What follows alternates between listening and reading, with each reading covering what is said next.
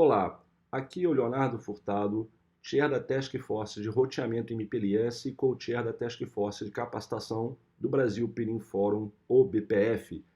Esse vídeo aqui será uma demonstração das tecnologias denominadas Unified MPLS, ou MPLS unificado, lá atrás chamada de Seamless MPLS, né? Então, o MPLS unificado é uma proposta que ela é uma realidade para grandes operadores de telecomunicações, grandes infraestruturas que tenham dezenas, centenas, milhares de roteadores rodando BGP, fazendo serviços de roteamento para vários tipos de assinante, residencial, corporativo, redes móveis, etc., conteúdo. Então, conforme citado no artigo, o MPLS ele saneia muitos problemas de complexidade operacional, promove redução racional de custos, simplifica os processos de provisionamento de serviços e etc. No entanto, mesmo tendo esses benefícios todos em redes grandes, o MPLS também tem seus desafios. Na verdade, não é o MPLS em si, mas a própria maneira como funcionam as arquiteturas de redes estatísticas pautadas ou baseadas no protocolo IP. Ou seja, as áreas sistêmicas de plano de controle, plano de dados, protocolos de roteamento, estruturas de comutação mantidas em memória, ou seja, a tabela de roteamento, a tabela de labels, a tabela BGP, os dados, né, do SPF, o LSDB, etc.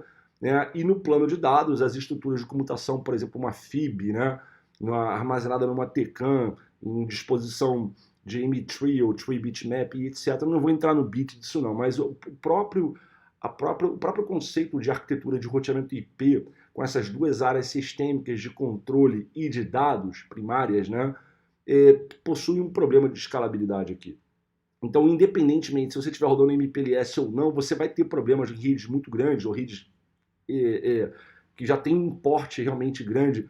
Essas redes sofrem com algumas restrições, com alguns problemas de capacidade, etc. Então, o MPLS ele já atenua substancialmente essas questões. Ou seja, redes MPLS são mais escaláveis, porque, por exemplo, já comentado aqui no BPF, temos um projeto de core isento de BGP, né, que é o BGP Free Core, que temos vídeos demonstrando sobre isso aí, temos um artigo na nossa wiki demonstrando sobre isso aí, que numa rede MPLS a gente reduz substancialmente os pontos operacionais de intervenção humana, que são quais equipamentos da minha rede eu preciso configurar para ativar um determinado cliente, um assinante, ou configurar um determinado serviço. Então, numa rede MPLS, isso é bastante reduzido mesmo. Então, imagina que redes grandes operadoras, com centenas, em alguns casos milhares de equipamentos, como é que esses caras fazem, né, mesmo com o MPLS? Eles também têm complexidade, a quantidade de rotas na tabela de roteamento, não BGP, porque o BGP ele suporta isso aí. O foco do BGP é escalar para redes muito grandes. Mas os protocolos de roteamento interiores têm restrições em função da quantidade de informações que eles armazenam, de como funcionam os seus algoritmos para computação e seleção dos melhores caminhos. Então, em redes muito grandes, uma tabela de roteamento com muitas rotas IGP provoca certas situações indesejáveis, né, de escala de estabilidade do ambiente, até mesmo na questão da segurança da informação. Enfim, é bem complicado numa rede muito grande você manter isso sem você ter um tipo de problema. E mesmo aqueles operadores grandes que hoje já contam com MPLS na sua infraestrutura, esses operadores não estão imunes, né, às diversas restrições que ocorrem, as limitações, as complexidades e desafios das redes realmente muito grandes. É nessa hora que soluções, por exemplo, como o MPLS unificado, né, antigamente chamávamos isso de Seamless MPLS, né? O MPLS unificado ele vai ajudar a destravar o crescimento desse operador. Tá? Ah, Leonardo, mas eu tenho um pequeno provedor, eu uso o MPLS, mas eu sou pequenininho. Ah, eu sou um provedor que tem 50 mil assinantes, 100 mil assinantes. O Unified MPLS, ele é muito a realidade realmente dos grandes operadores. No entanto, esse artigo ele é bastante interessante porque quanto mais você conhece de um assunto, melhor você fica para as coisas que estão nesse universo. Então esse artigo e esse vídeo demonstrativo vão ser bastante úteis para que você conheça ainda mais do MPLS. Eu não estou sugerindo aqui que o pequeno e o médio provedor, até mesmo um provedor maior mesmo, tenha que adotar o MPLS unificado para destravar o seu crescimento. Não, porque as redes tradicionais, em cima de boas práticas do IGP, do próprio label switching, etc., já permitem, né, cenários bem grandes. Aqui é uma situação extremista, né? São grandes operadoras, Tier 1, negócio bem mais complexo e que os desafios estão presentes de verdade. Mas, novamente, conhecer do MPLS unificado dá a oportunidade de você entender ainda mais como funcionam os projetos de infraestrutura com protocolos de roteamento, com o BGP e com o próprio MPLS. Tá? Então, esse vídeo aqui será bastante interessante para esse propósito. E ao contrário dos vídeos anteriores que eu publiquei aqui, referenciando na Wiki, nos artigos da Wiki do BPF, e os vídeos presentes lá no canal do YouTube, obviamente, esse aqui vai ser um artigo bem mais direto, bem mais objetivo. Eu não faria a configuração, a demonstração da configuração, apenas faria os testes e usaria alguns comandos de verificação dessa solução. Tá? O que a gente está vendo aqui? Nessa topologia nós temos uma grande operadora. Nota que não temos os links, né, conectando os equipamentos. Isso não está mostrado. Por quê? Para justamente deixar bem destacado que esse aqui é um domínio IGP. Tem, sei lá, dezenas, milhares, talvez, milhares não, né, mas centenas de roteadores. Dezenas ou centenas de roteadores presentes somente nesse perímetro aqui. Então, para não ter que demonstrar isso aí em escala realista, né, eu faço uma amostragem, uma aproximação do conceito. Então, o que nós temos? Esse provedor, essa operadora que está mostrada aqui, ela foi construída, o seu projeto de infraestrutura obedeceu os padrões, né, aspas, padrões, de uma abordagem de projeto hierárquico, modular e estruturado, ou seja, as famosas camadas de função, né? O acesso, a pré-agregação, agregação e o core. São as três principais camadas ali. O acesso, onde você faz a conexão da última milha com o assinante, a agregação, onde você começa a implementar os serviços de roteamento e qualquer coisa que o cliente tenha contratado contigo, o core, primariamente fazer o trabalho de P-Router mesmo, né? Mas enfim, então aqui as camadas de função. Originalmente, toda essa rede seria mais ou menos assim. Eu teria um único domínio IGP, por exemplo, o SPF, já num projeto de multi-áreas, por exemplo, né? Aqui poderia ser área 0, um exemplo assim bem básico, né? E aqui poderia ser área 1 e aqui poderia ser área 2. Eu poderia ter feito isso, tá? Com a quantidade de equipamentos que eu tenho, não tem o menor problema, inclusive, estarem numa única área, no que eu estou demonstrando. No entanto, a gente está assumindo, né, um cenário fictício. Isso aqui é uma rede realmente muito grande. Então, o que a gente vai fazer? Uma das principais premissas do MPLS unificado, mostrando aqui para vocês, é o quê? A gente vai pegar as tecnologias do MPLS clássico, né? Então, deixa eu marcar aqui. Vamos pegar as tecnologias do MPLS clássico, tá? Combinaremos essas abordagens que já incluem boas práticas na configuração e no projeto técnico geral dos protocolos de roteamento, projeto multi-área, sumarização, né, configuração de mecanismos de rápida convergência, né, e outras facilidades que os protocolos apresentam. A gente vai pegar essas abordagens juntamente com o MPLS e fragmentaremos o domínio IGP do AS daquele operador em múltiplos domínios IGP combinados com o LDP, né, que é o protocolo de alocação e distribuição de labels do MPLS. Então, em vez de ter uma única rede, ou SPF, dentro do AS, para fazer o roteamento recursivo, né, o transporte dos serviços internos da operadora, ao invés de mantermos um único domínio IGP, criaremos domínios IGP com LDP menores. Combinaremos o quê?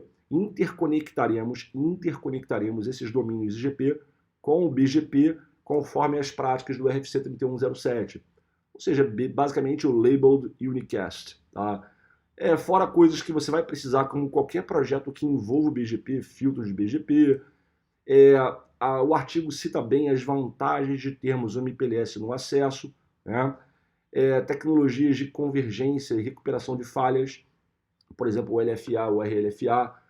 O BGP-PIC é outro mecanismo para acelerar a convergência do plano de dados em cima de problemas na tua rede, né? Seja um router de core que tenha falhado e você tem que achar um novo caminho para computar e restabelecer o roteamento recursivo das rotas BGP, ou seja, o BGP-PIC Core, ou quando um roteador PE vier a falhar e todo o tráfego do assinante tiver que ser terminado em outro provider edge. Então o BGP-PIC seria uma solução para isso.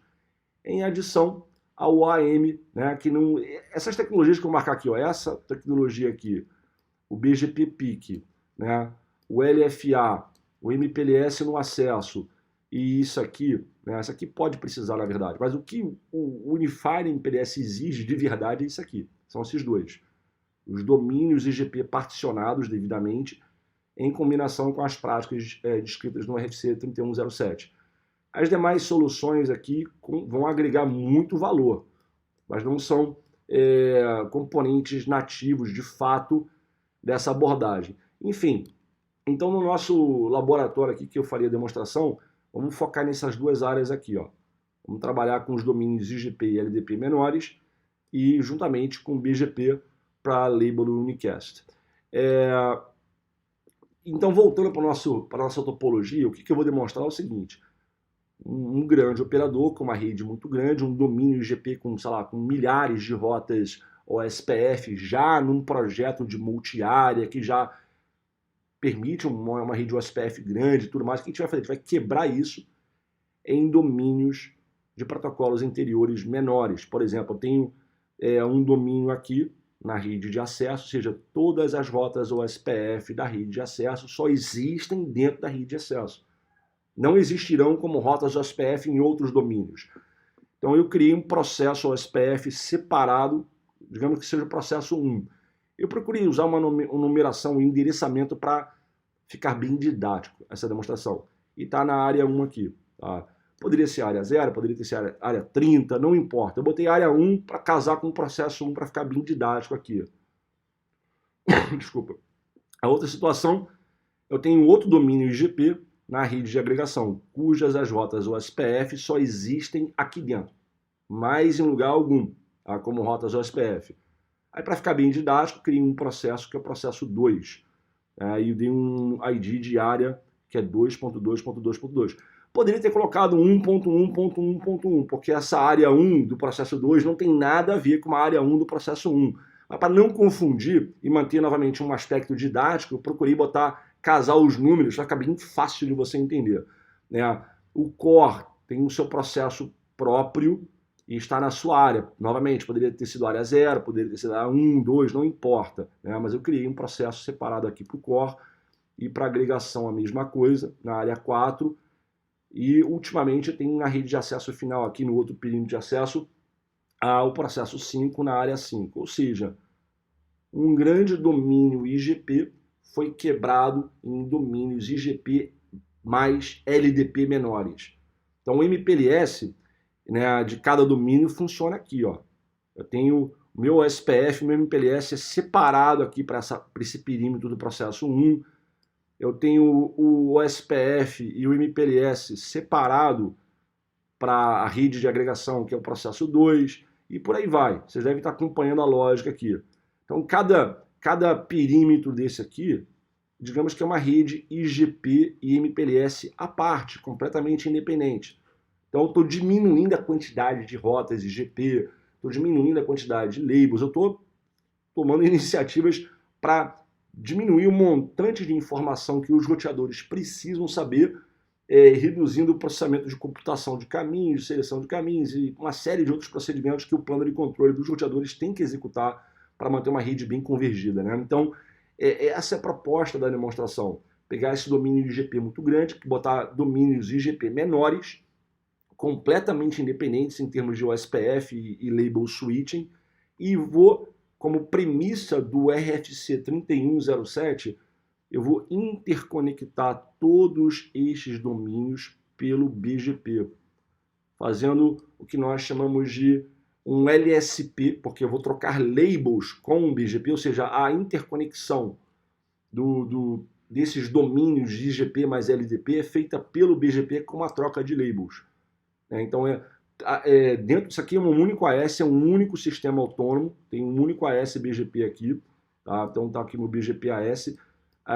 Eu tenho as exceções, obviamente, eu tenho as exceções BGP dentro do AS, são internas e BGP.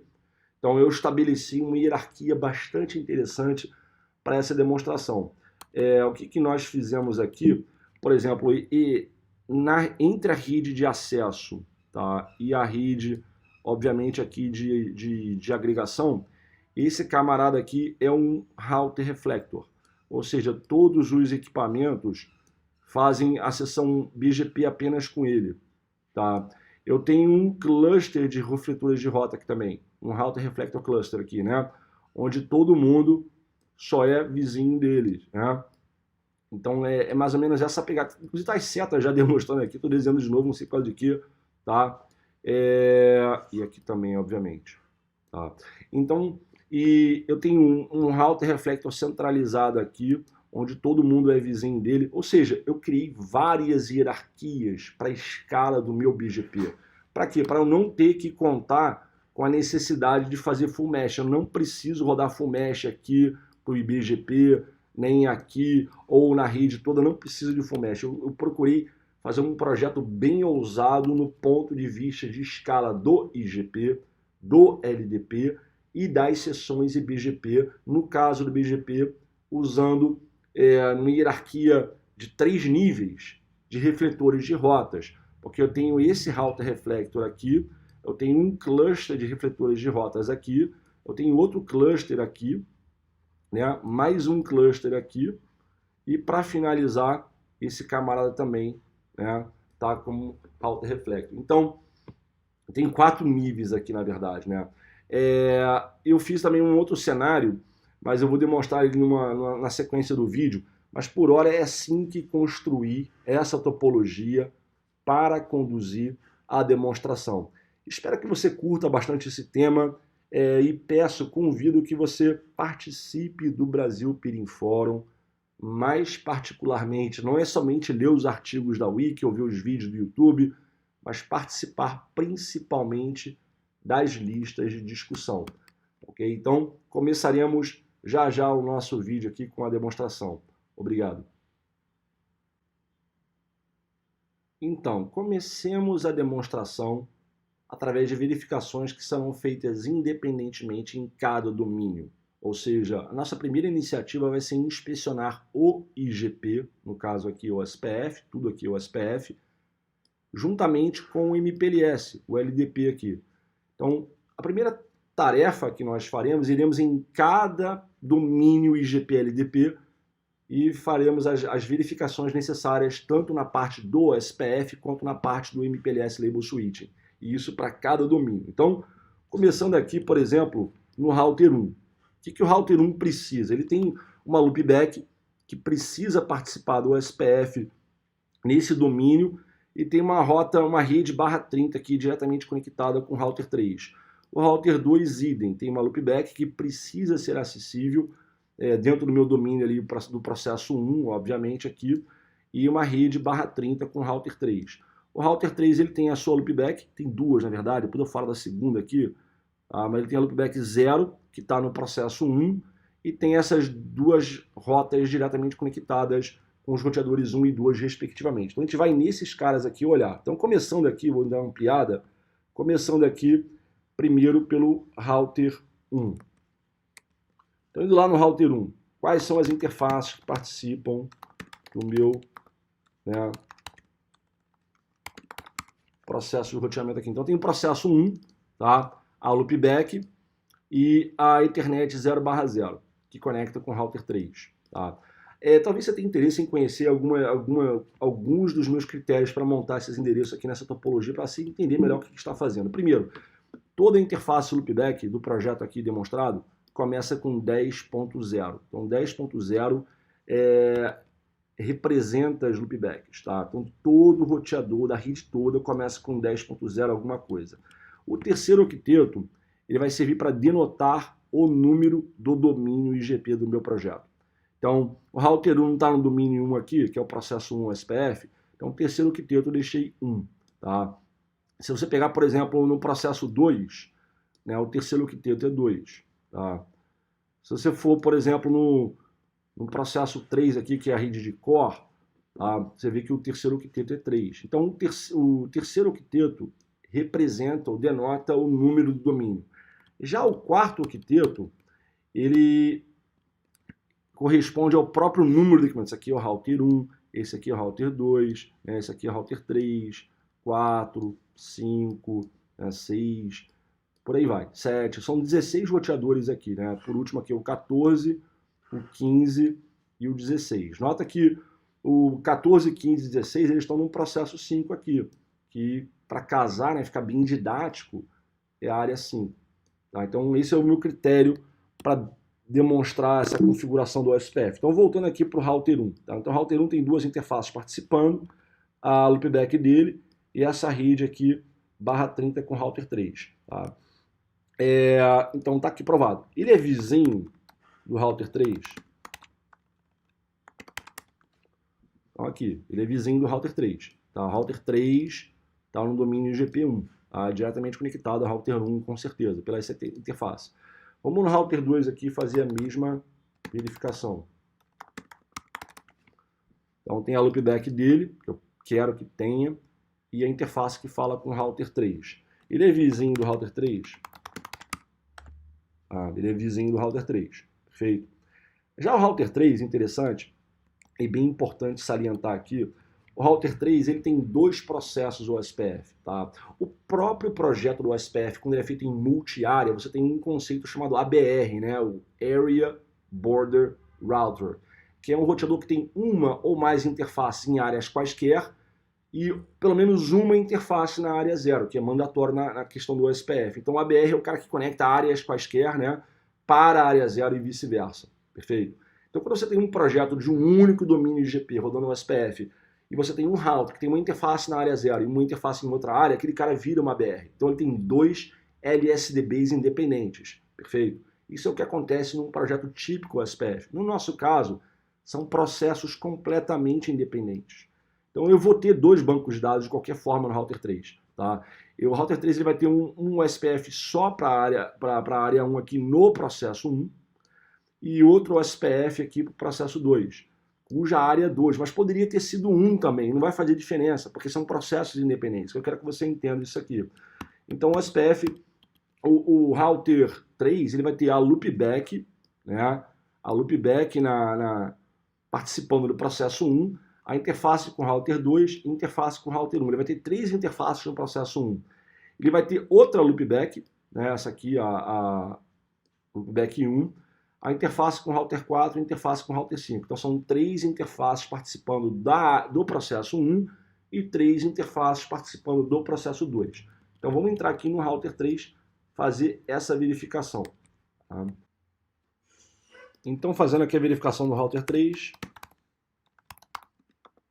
interface, brief. Então, conforme já comentado, né, temos 6 interfaces no router 3, sendo que 3 delas participando do processo 1 e 3 delas participando do processo 2. Tá? Então, a loopback 0 do processo 1, a interface que fala com o router 1 e a interface que fala com o router 2, isso no domínio 1.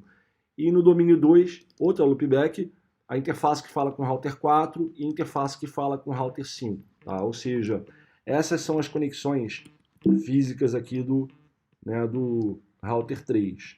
Então ele tem duas interfaces para router 1 e 2 no domínio 1, duas interfaces para os routers 4 e 5 no domínio 2, além da sua própria loopback, ou seja, 5 interfaces participando, 6 na verdade, desculpa, tem a outra loopback também. A loopback 0, ela está dentro do domínio 1, a loopback 0 está dentro do domínio 1 e a loopback 1 está dentro do domínio 2. Então, quantas rotas OSPF o router 3 tem que enxergar? Vamos lá. Ele vai enxergar uma rota para a loopback desse router 4, outra rota para a loopback do router 5, a rota para a loopback 0 do router 7 e o loopback 0 do router 6. Ou seja, 4 rotas /30 OSPF dentro do domínio 2, além de não estar demonstrado aqui, eu deveria ter desenhado, mas enfim, há uma conexão aqui entre os routers 4 e 5, há uma conexão também entre os routers 4 e 6, né, e 5 e 7. Ou seja, ele vai ver uma rota /30 para cá, outra rota /30 para cá e, ultimamente, mais uma rota /30. Ou seja, ele tem 1, 2, 3, 4, 5, 6, 7 rotas OSPF. Tá? É o quanto ele vai ter que vir lá. Vamos confirmar se isso procede? Tá. Correção, 6 rotas do domínio 2. Tem as duas rotas, né, do domínio 1. Ele não vai enxergar as rotas /30 das redes conectadas com 2 e 3, porque na perspectiva da tabela de roteamento do router 3, são rotas diretamente conectadas e não rotas OSPF, lógico. Mas tem aqui, ó, as 4 host routes para as loopbacks de 4, 5, 6 e 7 e 3 rotas /30. Perfeito? Então eu não preciso, acho que você entendeu, se você acompanhou a dinâmica aqui, na parte do OSPF, é o que a gente vai ver em cada um desses domínios. Ou seja, o router 3 ele vai enxergar mais rotas, por quê? Porque ele vai ver as rotas do domínio 1, porque ele tem um processo 1, que ele está nesse processo também, e vai ver as rotas do domínio 2, porque ele tem uma interface no processo 2 aqui. Então, na tabela de roteamento do router 3, ele terá rotas OSPF dos dois domínios. Perfeito. Mas, por exemplo, no router 1, eu só vou ter 3 rotas OSPF, conforme mostrado aqui, né? No router 1, 3 rotas OSPF apenas. Estou aqui no router 1, eu verifiquei a tabela de roteamento, somente rotas OSPF, que eu estou interessado em ver. 3 rotas aqui. Se eu for, por exemplo, no router 4, o que o router 4 vai enxergar? Primeiro, o router 4 ele tem teclado defeituoso. O router 4 ele tem todas as interfaces no processo 2, apenas. Elas são 4, a loopback dele mais 3 portas aqui. Ou seja, porque o router 4, ele tem, tá aqui ele tem essa loopback, tem esse link com o router 3, esse link com o router 6 e esse link com o router 5. Então são 4 interfaces participando do OSPF. Tá? São 3 vizinhanças nesse caso aqui. Tá? Vizinhança com router 5, com router 3, com router meia dúzia. Rotas OSPF, ele só vai ver rotas do domínio 2 porque ele não tem outro processo, só tem esse processo aqui. Tá? O LSDB fica bem pequeno. Olha o terceiro octeto das rotas aqui. Você não vai ver nada que não seja, né, fora da... Isso aqui é uma rede interna. 10.2 são redes IP dos links /30 do domínio 2. Tá? 10.02 são as loopbacks. Então ele tem a loopback do 3, do 5, do 7, do 6, do 7 e duas rotas /30 aqui. Então o LSDB do router 4, de qualquer outro roteador que tenha somente um processo, vai ficar muito pequenininho. Tá? Então eu não preciso, entendo dessa forma, ter que fazer essa mesma verificação em todos os domínios, porque a lógica é a mesma. O que faremos, no entanto, é a verificação além do que foi feito no caso do protocolo de roteamento interior de cada domínio, ou seja, dos processos OSPF demonstrados, como funciona o MPLS de cada domínio. Ou seja, na rede de acesso sabemos que temos um domínio IGP e LDP, que é governado pelo processo 1 do OSPF, e o LDP, né, o protocolo Label Distribution Protocol, que é o protocolo de alocação e distribuição de labels de uma rede MPLS. Enfim, esse protocolo ele também está restrito, confinado no domínio 1. Claro que no domínio 2, que é um domínio completamente independente, vou ter outra instância de processo do protocolo de roteamento OSPF e também do LDP. Então, cada domínio aqui, o domínio 1, 2, 3, 4, 5, terá sua própria instância de protocolo de roteamento e o seu próprio MPLS completamente independente. Então, o que a gente vai fazer agora? Acessaremos aqui, começando pelo router 1, para verificarmos o funcionamento do MPLS, sabendo que o router 1 tem uma única interface chegando aqui no router 3, e essa interface está habilitada para o OSPF, assim como é o caso do router 2, na perspectiva com o router 3 aqui. Então, indo lá para o router 1, essas são as interfaces habilitadas para o OSPF, né? Ou seja, a interface que fala com o router 3. Aqui, usando esse comando, a gente percebe que o router 1, esse é o router ID dele, né, o espaço de labels é por plataforma, a interface Ethernet 0/0 está transmitindo e recebendo pacotes LDP e já inclusive enxerga o router 3 como um vizinho LDP dele. Isso pode ser confirmado com esse comando aqui. Então note que, quais são as vizinhanças LDP do router 1? Apenas o router 3. Tá fechado aqui. Router 3, por ser um router ID maior, ele é quem faz a conexão na porta TCP 646 para a interface loopback 0 do router 1. Tá? Se eu for no router 2 e executar o mesmo procedimento,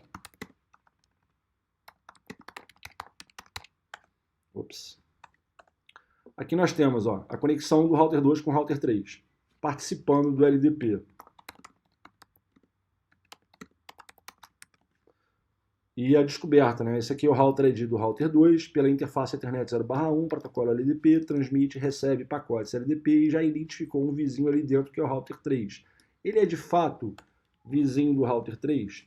A gente pode usar esse comando aqui para confirmar. Então, de fato, o router 3, por ser um router ID maior, inclusive, ele é quem fecha a conexão TCP na porta 646, que é o endereço IP da loopback do router 2, na porta 646, troca os parâmetros LDP que tem que ter trocados e beleza, forma a vizinhança pelo LDP.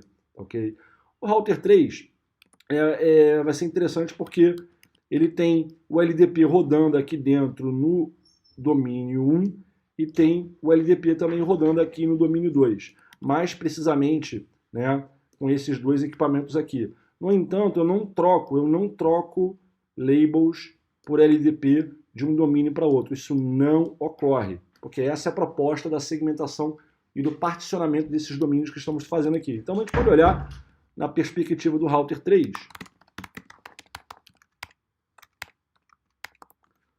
Nota que ele tem as 4 interfaces, né? Router 1, router 2, router 4, router 5. Que ele descobre os router 1, 2, né, 4 e 5, respectivamente, pelas suas interfaces. E, obviamente, possui as vizinhanças. Tá? Possui as vizinhanças. Vizinhança com router 1, com router 2, com router 4 e, ultimamente, com router 5. Tá legal? Então, assim como nós verificamos, por exemplo, na tabela de roteamento do domínio 1 no router 1, né, novamente, Ratio IP Route ou SPF, eu só tenho rotas do domínio 1. Se eu fizer esse mesmo procedimento aqui no router 2, rotas OSPF apenas do domínio 1. E com relação aos labels, da tabela de labels, a lib, né, a Label Information Base, como é que está isso aí também? Tem que provar que está segregado também, né? Então vamos dar uma olhada aqui.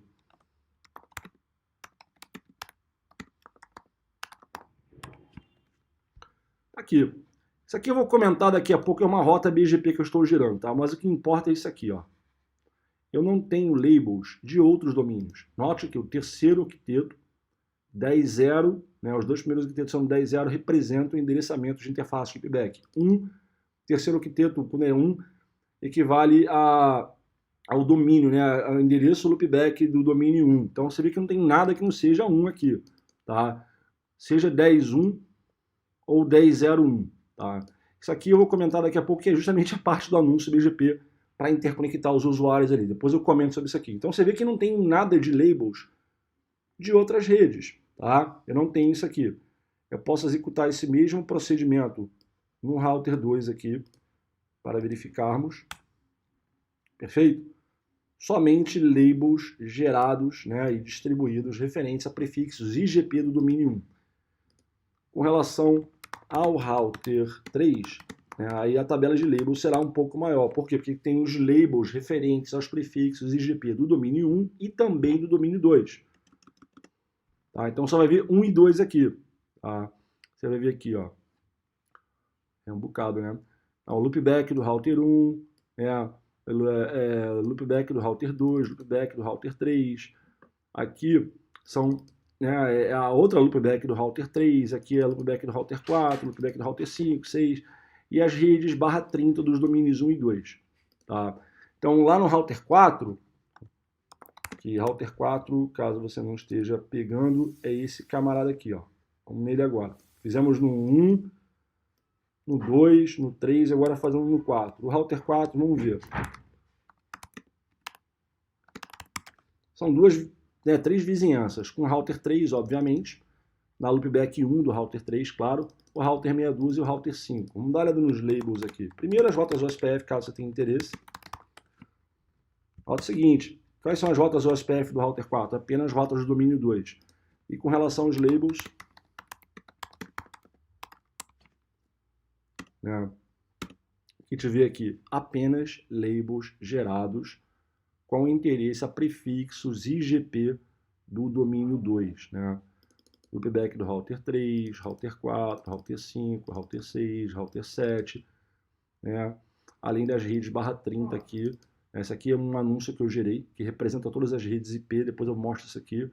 Mas está aqui, as redes /30 do domínio 2. Não há labels referentes a domínios 1, domínios 3, e 4 e 5. Então, eu estou provando por essa iniciativa que, por exemplo, no domínio 2 só tem rotas OSPF do domínio 2. Que no domínio 2 só tem labels LDP e o meu Label Switched Path, meu LSP, referente ao recursivo das rotas IGP aqui dentro, são apenas labels referentes, claro, ao domínio 2. Nem sei se é preciso demonstrar isso nos demais domínios, que é a mesma coisa, né? Cada um no seu quadrado, cada um na sua perspectiva. Talvez para finalizar aqui, olhando no router 15 do domínio 5. Tem uma vizinhança que é o router 14, de OSPF, nesse caso uma adjacência OSPF, uma vizinhança de LDP, com router 14 também. As rotas OSPF, apenas rotas do domínio 5, são 3 rotinhas pequenas. E os labels. MPLS, LDP bindings. Apenas labels gerados e distribuídos pelo LDP, referentes, né, aos prefixos internos aqui do domínio 5. Tem esse outro label aqui, que é justamente da rota BGP. Depois eu comento isso aí, tá? Mas, por exemplo, outros roteadores no mesmo domínio não vão ter esse label ali que eu acabei de mostrar, não. Tá? Aprovado aqui. Apenas labels de prefixos IGP, tá? Do domínio 5, referente aos prefixos IGP do domínio 5. Então, o que eu acabei de provar aqui, né, é esse princípio dos mais fundamentais do conceito de solução do MPLS unificado, que é eu particionar meu IGP grande em domínios menores, com menos rotas, IGP nesse caso, menos labels, e fazer com que a coisa tenha menos processamento, a convergência seja mais rápida, que você aprimore a estabilidade do ambiente e você escale para uma rede muito grande, porque você diminui a quantidade de informação que cada roteador precisa saber. Tá? Então está demonstrado aqui o conceito primário, né, da solução. A próxima demonstração vai ser referente à hierarquia de sessões IBGP que foi estabelecida aqui para a nossa demonstração, porque é o BGP através do Labeled Unicast, conforme a premissa regida pelo RFC 3107, é esse procedimento de interconexão dos domínios por BGP com troca de labels que faz a coisa toda funcionar. E isso será demonstrado agora. Bom, na questão do BGP, das seções IBGP do AS, porque lembrando, isso aqui é uma operadora, já mostrei a parte do particionamento dos domínios IGP e MPLS, mas tudo isso aqui está dentro de um mesmo sistema autônomo, tá? Então todos os roteadores da minha infraestrutura aqui estão, na verdade, no AS, né, 100. Eu configurei o BGP AS 100. Eu tenho um número bem básico, assim, bem óbvio, para ficar fácil de explicar. Perfeito? Então estão todos no AS 100.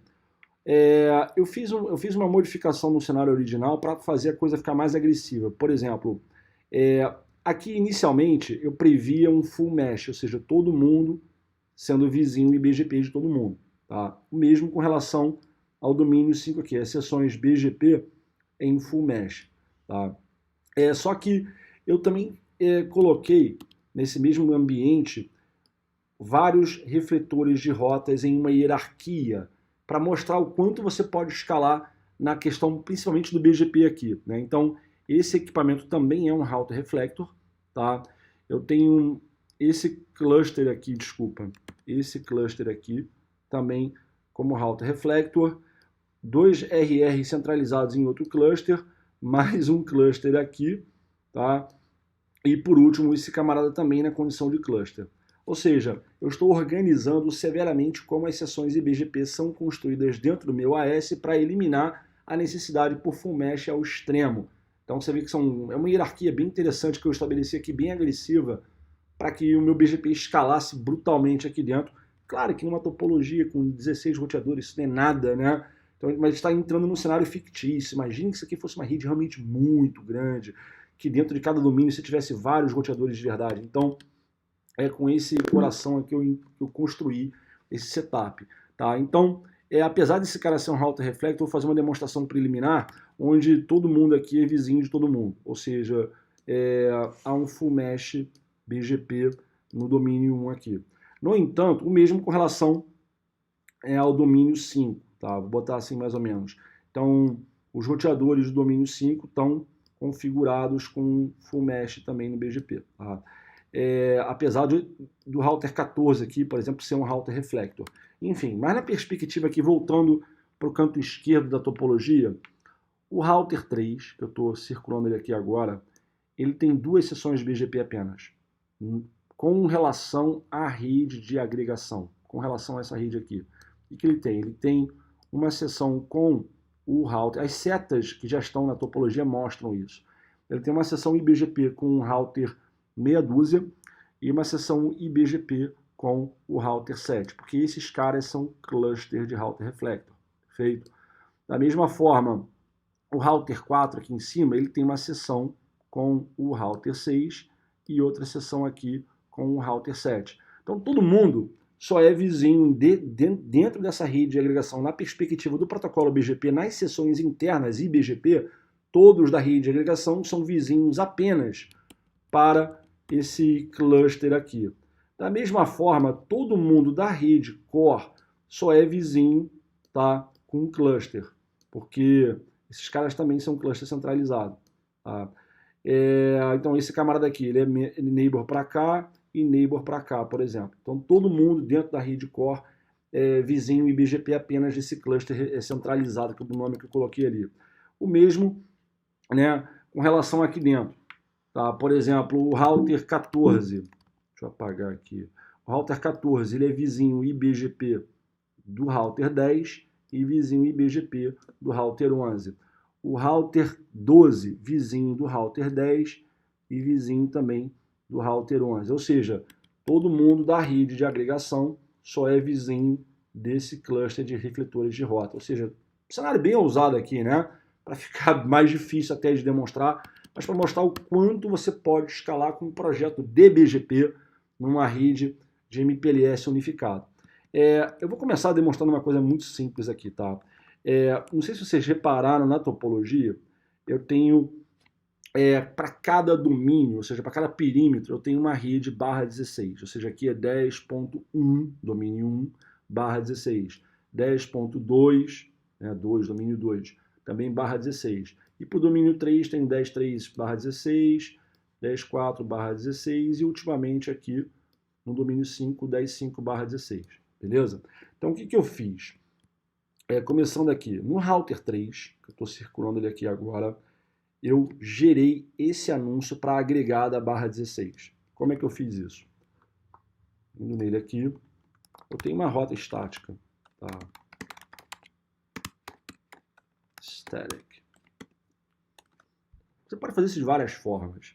Eu fiz dessa aqui. Aqui a rota estática. Aponta para null zero, porque as mais específicas vão dar conta de encaminhar o tráfego, né? Tudo bem. A gente pode olhar na tabela, na configuração. Tem uma rota lá, ó, IP route para esse /16, aponta para null zero, tem um nome aqui, que é o CLR do domínio 1, por exemplo, com tag 100. Eu tenho uma policy que fala o seguinte, route map, né, é um nome que eu dei para uma policy que vai redistribuir rotas estáticas para o BGP. Então, toda rota estática que contiver o tag 100, ou seja, essa aqui de cima tem o tag 100, né? Ele vai redistribuir para o BGP e já vai manipular o atributo local preference para um valor bem alto que representa uma coisa minha, né? Para quem entende de BGP, sabe como isso funciona. E, obviamente, dentro do meu BGP, tá, eu estou para famílias de endereço IPv4, unicast, eu estou redistribuindo rotas estáticas conforme a policy que eu acabei de comentar aqui em cima. Rotas estáticas que tiverem o tag 100, eu vou redistribuir para o BGP, perfeito? Então, se eu olhar na minha tabela, nas minhas vizinhanças BGP primeiro, aqui no router 3, o que o router 3 tem? Tem as vizinhanças com os routers 1 e 2, ou seja, vou ter que voltar na topologia, ele tem uma seção IBGP para cá e uma IBGP para cá, beleza. Tá? O que mais ele tem? Ele tem essa seção IBGP com os routers 6 e o router 7 aqui. Tá? Então tá aqui, ó, 1, 2, que representa o IBGP do domínio 1, e 6 e 7, que representa o cluster de router reflector lá do domínio 2, perfeito? Se eu for no router 1, o full mesh que eu falei que ia fazer lá, né? Ele é vizinho de 2 e 3. Beleza, vamos olhar a tabela BGP do router, primeiro do router 3 mesmo, né? Então lá para o router 3, show IP BGP.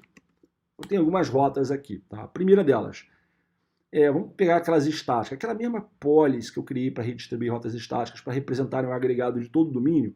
Então aqui, o agregado do domínio 1 gerado pelo próprio router 3, né? Agregado do domínio 2, domínio 3, domínio 4 e agregado do domínio 5, perfeito? Então tá aqui, ó. Tá? Todas elas geradas nesse AS100. Aqui tá uma rota, tá? O router 1 tá gerando uma rota de cliente. Aí vamos voltar aqui para a topologia para explicar. Eu tenho na minha rede de acesso, que é onde você conecta, tá? A tua última milha, os teus assinantes, né? Sejam eles corporativos, residenciais, o que for e tal. É meio complicado desenhar aqui. Enfim, aqui é minha rede de acesso, né? Para cá. Aqui que eu aponto os meus serviços com os assinantes aqui. Então, eu tenho simulado aqui um usuário, tá? Pode ser corporativo ou residencial, não importa, que ele tem exatamente esse endereço IP aqui, 192.68.1.2, tá? Uma boa prática é que prefixos de redes, representando redes de clientes, não sejam no teu backbone uma rota IGP. Isso não é uma boa prática, por questões de segurança, estabilidade, escalabilidade e outras premissas. Então, por via de regra, o que a gente faz? É cliente, a rota tem que ser BGP. Porque, idealmente, dentro da tua rede, né, não importa qual que é o domínio, se é um domínio só, são vários domínios, como eu estou desenhando aqui, o que tem que ser o SPF? Somente rotas internas, loopback, os links internos e algumas redes bem suas mesmo. Tá? Cliente é BGP, porque você vai ter mais segurança, maior controle da informação, melhores ferramentas para você mexer e manipular isso aí. Então você não quer rotas de clientes como rotas USPF. Então, por esse motivo, que eu tenho uma interface que conecta com esse camarada aqui. Então, ele é final 2, o router é final 1. É uma rede /24. Eu fui nesse equipamento aqui, desculpa, e mandei gerar o anúncio por BGP. Vamos ver lá, no router 1. Ah.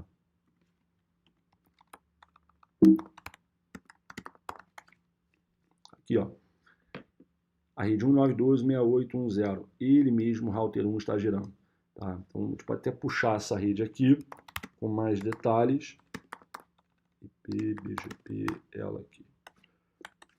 Tá? Então, a rede 192.68.1.0/24, originada no próprio router 1, tá aqui o router ID dele. Origem completa, porque ela foi fruto de uma redistribuição, embora isso pudesse ser manipulado. Eu, quando redistribuí, ou quando gerei esse anúncio, desculpa, eu já mandei colocar Fui por policy também, foi por uma policy de conectada. Eu vou mostrar aqui. Já mandei inserir uma local para F maior e plá. Deixa eu até mostrar aqui no meu BGP. Né? Ou seja, para o meu BGP, no router 1, para a família de endereços IPv4 unicast, eu redistribuí conectadas, mas não é toda a rota conectada, eu não tenho interesse em fazer isso. Porque eu vou acabar redistribuindo coisas que eu não quero que sejam redistribuídas. Então eu criei uma policy. O que essa policy faz? Ela vai dar um match numa prefix list chamada PLv4 Connected do BGP. Toda rota que for permitida por essa prefix list, ele redistribui colocando a preferência local maior. Que prefix list é essa? Aqui, aquela read especificamente. Beleza. Então o router 3, por exemplo, ele vai ter essa rota via router 1. Tá? Vamos dar uma olhada nela aqui, na tabela BGP. Tá aqui, ó. Aqui que já começamos a trabalhar com o conceito de label, tá vendo? Tá? Porque o router 1, quando ele gerou o anúncio BGP para o router 3, sobre aquela rede BGP, o BGP trocou label sobre esse prefixo. É um label trocado pelo BGP. Não tem nada a ver com o label trocado pelo LDP e não tem nada a ver com o label de label switching. Esse é um label de serviço, é um label que o router 3 precisa saber para conhecer, para saber o que fazer quando for encaminhar pacotes com aquele destino. Tá? Porque o tráfego vindo do router 1, passando pelo router 3, tem que ter um stack de 2 labels. O inner label, que é o label interno, é o label trocado pelo BGP.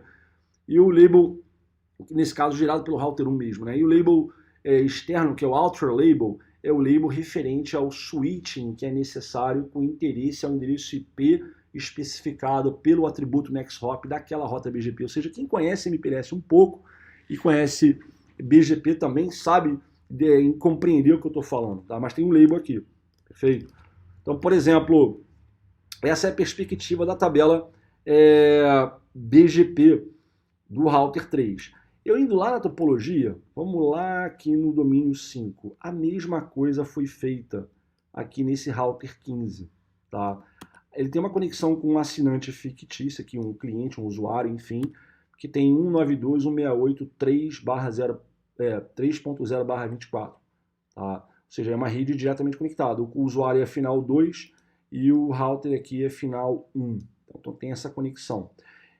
Eu vou redistribuir essa rota conectada usando uma policy para o BGP e fazendo isso aqui no router 15. Vamos dar uma olhada lá, que já existe essa configuração. Tá? Primeiro, está aqui a interface que conecta com o assinante. Vamos fazer um ping no endereço IP do assinante, que é final 2 aqui, inclusive. Ó. Funciona. Se você olhar, tem uma policy chamada RMv4 Connect to BGP. Isso é um nome que eu dei para essa policy de toda a rota que for permite nessa prefix list, redistribui para o BGP, colocando essa preferência local, que é uma coisa da minha política aqui, né? Ao olhar essa prefix list, fala, ó, aquela rede daquele assinante. Então, agora, nesse exato momento, o router 15 está gerando esse anúncio aqui dessa rede /24. Nota que ele recebe por IBGP, via esse vizinho aqui, a rede referente ao cara lá da outra ponta onde está conectado o router 1. Estou trocando rotas fim a fim. Eu vou demonstrar isso aqui. Pois bem, desculpa, então só para provar que há essa conectividade, que há esse funcionamento, o que eu vou fazer agora? Muito simples. Eu, desse usuário aqui, com esse endereço IP de origem, que é 1.2, eu vou pingar esse camarada aqui. Tá? Esse é o teste que eu vou fazer aqui agora. Então aqui é um usuário chamado PC1, tá? É o nome desse usuário aqui.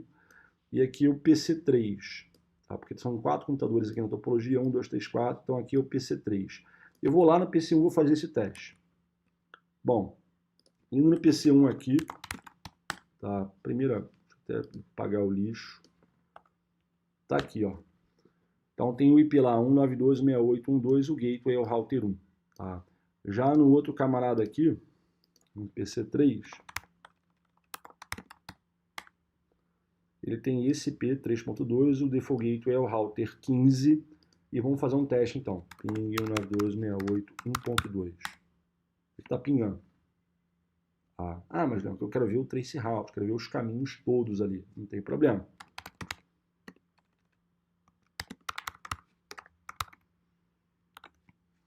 Aí. Ou seja, percorre todos os 5 domínios. Tá?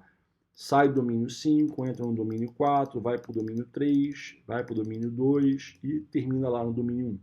Legal? Então, estou provando que a comunicação funciona de A para B. Obviamente, se funciona na ida, vai ter que funcionar na volta. Aí, pingando, PC1, pinga o PC3. Vamos fazer um trace route agora. Tá aí. A conexão está estabelecida, a comunicação está funcionando entre os dois equipamentos. Interessante que essa troca toda de BGP flui exatamente nos modelos discutidos aqui, né? Eu tenho o full mesh de BGP aqui dentro, tá? Aí o router 3 ele é vizinho apenas do router 4 do router 6 e do router 7, que por sua vez são vizinhos apenas, né? Isso eu estou simplificando os caminhos aqui, tá?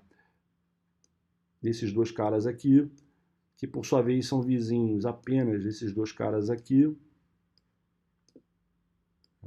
Ops, acabou aqui. Entendeu? Que por sua vez é vizinho com todo mundo, obviamente, né? Que por sua vez esse cara acaba tendo a rota para ir e a rota que ele está gerando também. Então tá aí a comunicação. O interessante é que o meu BGP é bem escalável pela quantidade de sessões. Então a gente pode olhar aqui no router 3, que ele tem que ter as sessões com 1, 2, além de 6 e 7. Então vamos olhar isso de novo aqui.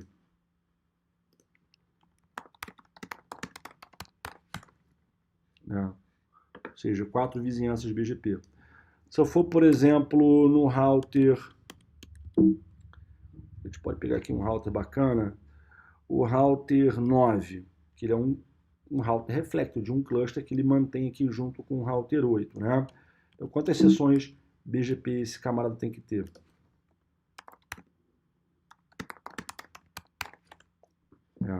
Tem a sessão com router 6, 7, 8, 10, 11. A gente pode ilustrar aqui.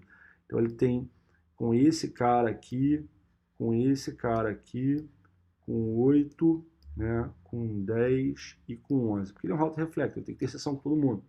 Mas note que não precisa, o router 9 não precisa ter sessão com todos os roteadores do AS, só menos com esses ali, né? Se formos, por exemplo, no router 13, vamos dar uma olhada no router 13. Vê que poucas sessões aqui, ó. Tá. Apenas com o router 10 e com o router 11, ou seja, ele só tem sessão para cá e para cá, porque são reflectors, né? RR aqui, router reflectors 2. Então nota que com essa abordagem a gente consegue simplificar bastante o projeto do BGP na questão de quantas sessões, né, BGP você vai ter na tua rede, que se traduz em conexões TCP que tem que estar ativas e não podem ser derrubadas nunca para não causar instabilidades, etc. Então você vê que o projeto fica bastante otimizado, né? Em adição aos benefícios já discutidos na parte do IGP e do MPLS de cada domínio. E note que o BGP troca label. Então, por exemplo, vamos olhar aqui na tabela do router 3, para a gente ver essa brincadeira aqui. Ó. Vamos lá no router 3. E o que a gente vai fazer aqui no router 3? Validaremos as redes dos dois lados da topologia. A rede do assinante que está conectado no router 1 e a rede do assinante que está conectado no router 15. Na verdade, começando por toda a tabela BGP. Tá? Então, note o seguinte, que o router 3, assim como qualquer outro roteador BGP que está no AS todo demonstrado aqui, tem as rotas das agregadas de cada domínio, obviamente, né? Domínio 1, 2, 3, 4 e 5, além das rotas dos clientes. O cliente à esquerda conectado no router 1 e o cliente à direita conectado no router 15. Tá? Então, vamos olhar na perspectiva de como o tráfego deve fluir nessa infraestrutura. Começando, eu vou sair do router 3, vou começar do zero aqui, vindo do assinante. Então, o assinante que tem esse IP de origem aqui, 192.168.1.2, ele quer se comunicar com o 192.168.3.2. Tá? Então, ele vai mandar um pacote IP para cá. O IP de destino vai ser o quê? 192.168.3.2. Vamos lá no router 1 e ver como é que o router 1 atende. Sabemos que o encaminhamento, as funções de encaminhamento de tráfego de roteadores sofisticados ocorrem em estruturas de comutação dedicadas que ficam na área sistêmica denominada plano de dados. Então, o IP de destino, na tabela de roteamento, seria o quê? 192.168.3.2. Tá? É via router 3. É uma rota BGP via router 3. Tá? Por que foi essa rota BGP? Porque na tabela BGP do router 1, ele preferiu, né, esse caminho, só tem essa opção de caminho mesmo para essa rede via router 3. Tá? Então aqui o router 3, tá, vamos puxar essa rota com mais detalhes aqui. O router 3, quando anunciou a rota BGP para o router 1, ele anunciou a rota para essa rede /24 e distribuiu um label que deve ser utilizado pelo router 1 quando encaminhando pacotes para aquele destino, certo? Então, a moral da história, quando o router 1 encaminhar o pacote para cá, ele tem que colocar um label. Então, o label aqui, do valor que nós vimos, é o label valor 35. Perfeito. Só que não existe, o que eu vou comentar agora não está presente na minha topologia, mas eu poderia ter vários roteadores aqui dentro, tá? Rodando MPLS, obviamente, além do OSPF. Esses roteadores não sabem o que fazer, se eles não tivessem BGP, obviamente, eles não saberiam o que fazer com um pacote que contivesse um label valor 35. Eles não sabem o que é isso. Então tem que ter o quê?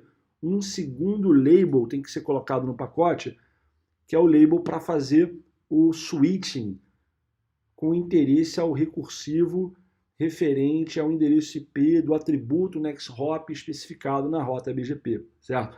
Isso seria o que teria acontecido caso eu tivesse outros roteadores P-routers, né? Só rodam o SPF MPLS, sem BGP, dentro do domínio 1. Mas só que isso não acontece, porque eu não tenho esses roteadores aqui dentro. Eu tenho, na verdade, uma conexão direta do 1 para o 3.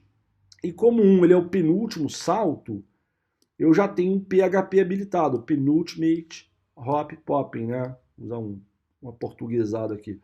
PHP. Então ele já é o penúltimo salto. O certo seria o quê? O router 1 fazer uma imposição de 2 labels quando mandando pacotes para aquela rede via router 3. O inner label é o label valor 35 e outer label seria o label no interesse de chegar até o endereço IP mencionado como atributo NextHop daquela rota. Então vamos puxar aqui novamente. A rota é via, né, esse camarada aqui, tá, que é o router 3. Por exemplo, qual que seria o label que ele teria colocado para encaminhar tráfego para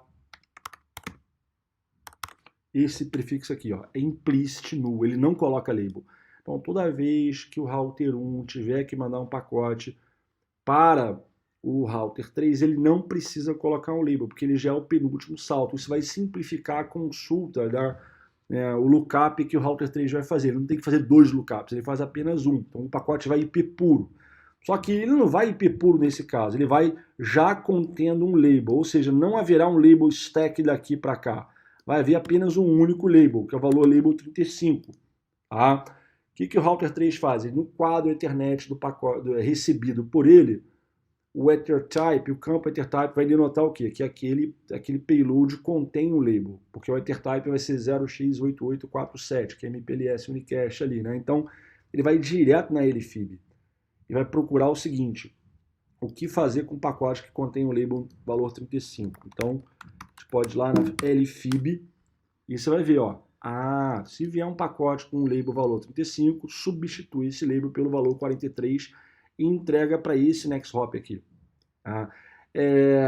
O NextHop é uma adjacência local. Na verdade, na tabela BGP do router 3, o NextHop dessa rota é o router meia dúzia. Então, o que o router 3 tem que fazer? Ele tem que trocar o valor do label, né, do BGP lá, ou seja, ele vai ter que trocar aquele valor. Se vier 35, troca por 43, esse é o label do BGP, para chegar até o router 6. Como é que ele chega até o router 6? Ele tem que colocar um segundo label para que os roteadores internos do domínio 2 consigam encaminhar o tráfego até o router 6. Pode procurar por aqui. 10.02.612.32. Ou seja, se o caminho for via router 4, coloca o label valor 19. Se for via o router 5, coloca o valor 20. Né? Então, o que a gente vai fazer aqui? Por exemplo, um cenário hipotético. Caso o router 3 ele recebesse um pacote IP sem label, com destino àquela rede 192.168.3.0/24, que ela é via o router 6 na perspectiva do router 3 aqui. O que ele faria? Só para vocês terem uma ideia. Exact route 192.168.3.2. Não, o IP de origem é o usuário lá do canto esquerdo, IP de destino é aquele 3.2. Tá aqui. Ele colocaria, faria uma imposição de label valor 43 e colocaria um segundo label, que é o label valor 19, porque o 19 é o label referente ao recursivo até o 10.02 meia dúzia, que é o IP de next hop daquela rota, ou seja, um stack de labels. Mas nesse caso aqui, o router 1 mandou um pacote contendo apenas um label, que é o label do BGP. Ele não precisou colocar o label do LDP, porque ele já é penúltimo salto até esse next hop, beleza? Mas na perspectiva desse camarada aqui, router 3, o next hop é o router 6. Só que o router 6 não está diretamente conectado ao router 3. O router 3 precisa encaminhar aquilo ou para o router 4 ou para o router 5. Depende de qual que é a rota que está na tabela de roteamento. Então, por exemplo, no router 3, como é que ele chega até o router meia dúzia? Opa, router 3, desculpa, 10.02. 10.02 meia dúzia. Pronto, agora vai. É uma rota USPF, no processo 2. Tá? Via Ethernet 0/2, isso aqui é a conexão com router 4. Tá? Então, é por esse caminho que o router 3 entrega. Então, pacotes, caso sejam recebidos com IP puro, sem nenhum label, vindos, por exemplo, desse, sei lá, um IP de origem qualquer aqui. Tá? Um IP de origem qualquer aqui. Para 192.168.3.2. Detail. Não tem details como não. Ele vai, esse IP de origem, mandando para esse IP de destino, sem label, ele vai colocar dois labels no pacote. O label do BGP, que foi sinalizado diretamente pelo router 6 quando passou o anúncio para o router 3, e mais um label que é o Ultra Label, label valor 19, que é o interesse de switching do domínio 2 para chegar até esse next hop, que é o router 6, ou seja, dois labels. Nesse caso aqui, o pacote ele veio já contendo o label que é o valor 35, certo? O que o router 3 tem que fazer então? Ele tem que encaminhar para o router 6. Mas para chegar até o router 6, ele vai ter que mandar, por exemplo, sabemos que vai ser via router 4. Então, a gente pode olhar aqui na tabela, na forwarding table. Então, se ele receber isso aqui, valor, um pacote que contém o label valor 35, ele vai trocar pelo valor 43 e vai entregar para o router 4. Você tem um detail aqui. Está aqui. Essa é a entrada aqui correspondente na LFIB dele. Aí, como eu falei, o 43 é o valor de label que o router meia dúzia passou no anúncio BGP para o router 3. E o label 19 é o label do LDP do domínio 2. É como o router 3 chega até o router 6. Novamente, isso aqui é muito importante vocês ficarem ligados com relação a isso aqui. 192.68.3.0, por exemplo. Tá? Para essa rede /24, eu tenho dois caminhos possíveis. O melhor, o único, é o caminho 1. Esse aqui, o caminho 1. O caminho 1 é o via o router meia dúzia.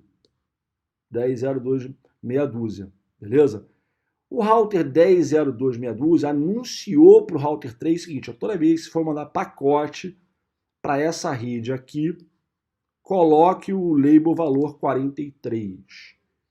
Da mesma forma, se você, router 3, receber um pacote com label 35, que foi o próprio router 3 que gerou, inclusive, troca 35 por 43 e manda para mim aqui. Mas como é que ele chega até lá? Porque o router meia dúzia, novamente, ele não está diretamente conectado com esse cara aqui.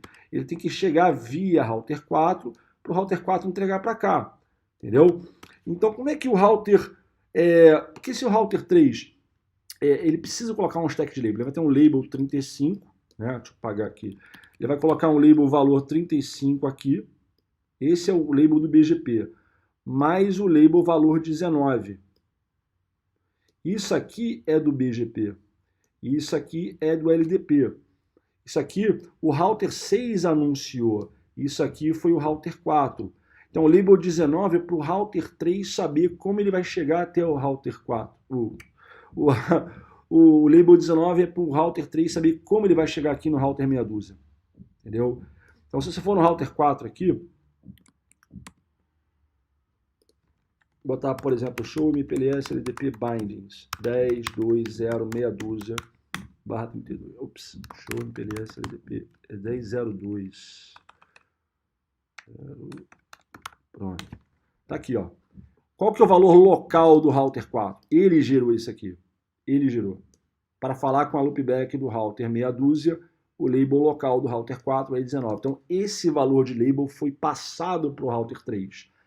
Então, o router 3, na lib dele, aqui, ó, 10.02 meia dúzia. Tá? Esse é o valor de label local do R3. O que ele recebeu dos routers 4 e 5? Ó, 19 e 20, respectivamente. Como o router 4, na tabela de roteamento OSPF do domínio 2, é next hop para chegar até a loopback do router meia dúzia, que é esse P aqui, então ele vai usar esse valor de label. Então, é exatamente isso que vai acontecer. Tá? Deixa eu dar um show em PLS forwarding 10. Vou botar um detail aqui todo, lá no final que já está aqui. Ó. Tá? Então, se ele recebe um pacote, como foi o caso aqui, né? Ele recebeu um pacote contendo um label valor 35. Se ele recebe um label valor 35, ele troca 35 pelo valor 43. Tá aqui, ó. Recebeu 35, troca por 43. E manda para o router 4. Só que quando mandar para o router 4, coloque um label para o router 4 fazer o pop desse label valor 19 e expor o label de valor 43 para o processamento do router 6. Isso procede a rede toda. Então, estou mostrando para vocês aqui que tem uma pilha de labels, um label stack. O inner label, que é o label da VPN, ou, desculpa, o label do labeled unicast do BGP, e o label 19, que é o label do LDP, que existe apenas lá, nesse caso, nessa perspectiva, no domínio 2. Então, se eu repetir isso e demonstrar esse procedimento em todo o salto, né, aqui na rede, vamos gastar um tempão. Mas, basicamente, o que eu acabei de demonstrar aqui no contexto do que acontece no domínio 2 e no domínio 1, isso vai propagar, vai funcionar da mesma forma até chegar ultimamente aqui. Tá? Então, é dessa forma que nós construímos esse tipo de setup. E, novamente, né, se eu for lá no PC aqui da esquerda e mandar testar a conectividade com o PC aqui da direita, vai funcionar com base nessas demonstrações aqui. Tá? Ou seja, ping 92.168.3.2. Funciona a conectividade. Tá? E, ultimamente, o traceroute aqui, percorrendo todas as redes internas. Eu procurei, nessas demonstrações, atuar com um princípio de amostragem, ou seja, não mostrei a rede toda e não executei todas as verificações em todos os equipamentos. Afinal de contas, são 16 equipamentos na topologia e vai levar um século para concluir esse vídeo. Então, procurei focar em alguns fundamentos, demonstrar como essas coisas funcionam no IGP, no LDP, nas sessões BGP que foram estabelecidas e, ultimamente, demonstrando o tráfego fluindo e a troca de labels que ocorre tanto no MPLS de cada domínio, quanto, né, no LSP, que é construído pelo BGP nas sessões IBGP hierárquicas. E, honestamente, espero que você tenha curtido esse vídeo. Eu solicito, convido a sua participação no Brasil Peering Forum, não somente vendo os artigos ou curtindo os vídeos lá no YouTube, mas participando mesmo ativamente das listas de discussão. E espero vocês em um próximo artigo ou um próximo vídeo e, quem sabe, num evento em breve. Um abraço e até a próxima.